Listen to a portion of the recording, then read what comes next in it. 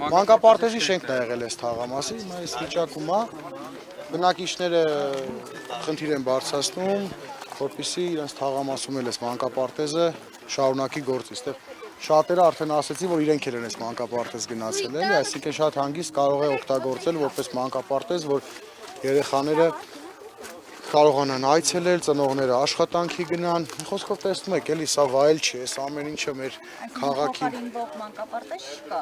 Չկա, չէ, թաղամասում չկա, այսինքն ստեղից երեխաները դպրոց մանկապարտեզ գնալուց պետքա գնան Էջմիածին, այսինքն տաքսիներով, ով սեփական մեքենա ունի, ով չէ տաքսիներով պիտի գնա կամ պետքա սպասեն մայրուղու վրա, մինչև գյուղերի ավտոբուսի ժամը գա, գյուղերից ավտոբուսները գան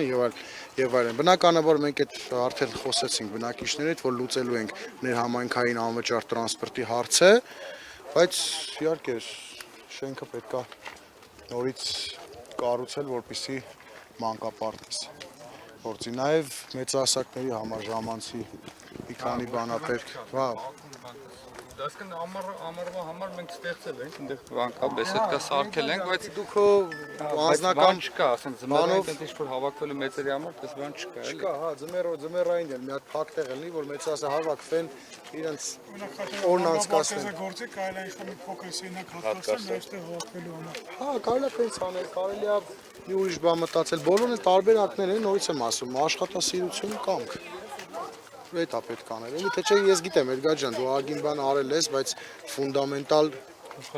խնդիրներ կա, որ այդ խնդիրները լուծել է,